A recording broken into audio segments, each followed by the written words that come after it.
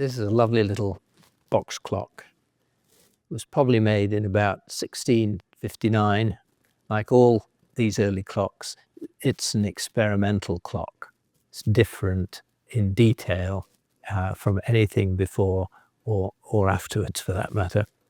And it's got the two trains, one above the other, which is unusual. Normally the two trains are side by side. So this one actually has the bell underneath, but you'll see that in a moment. So the little plain box, veneered, it's an oak box veneered in lovely ebony and very fine mouldings around the glass in the door. The door is hinged on this side and opens from just a catch on that side to reveal the dial. And you can also get in to swing the pendulum with a sliding glass which comes out, and then you can swing the pendulum without having to open the movement.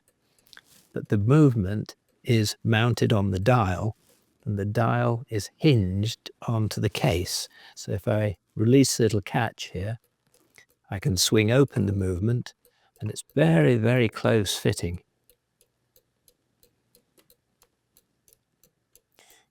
To reveal everything working.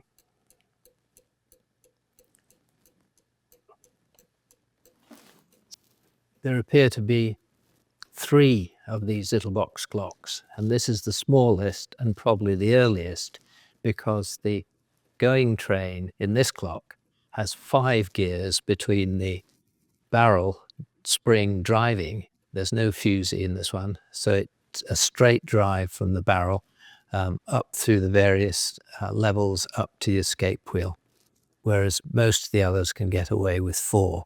So that would be a cost reduction. This means that this is the earliest.